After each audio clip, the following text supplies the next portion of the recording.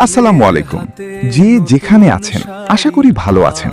আবারও চলে আসলাম ভিডিওতে। আজকে আমরা শুনব সংসার জীবনের গল্প।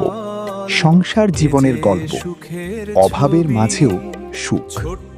ছোট্ট একটা গ্রামের শেষ মাথায় টিনের ছাউনি দেওয়া একটি ঘরে থাকত করিম আর তার পরিবার। সংসারে ছিল বৃদ্ধ মা, স্ত্রী আর 2 সন্তান। করিম দিনমজুরের কাজ করত।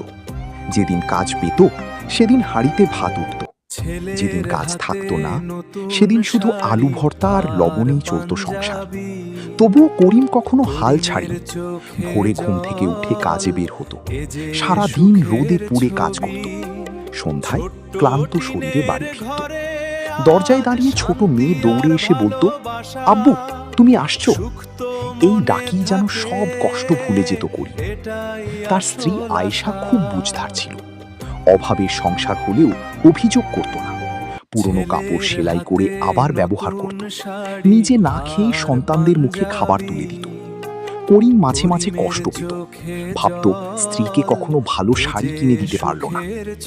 একদিন করিম অসুস্থ হয়ে পড়ল, কাজে যেতে পারল না কয়েকদিন। ঘরে চাল শেষ হয়ে গেল।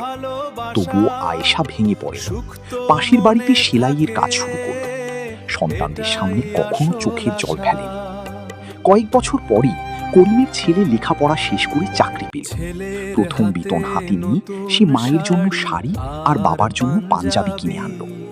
করিম কাপড় হাতে নিয়ে চুপ করে বসে রইল। তার চোখ ভিজে উঠল আনন্দে। সেদিন ছোট্ট সেই টিনের ঘরটায় টাকার চেয়ে বেশি ছিল শান্তি আর ভালোবাসা।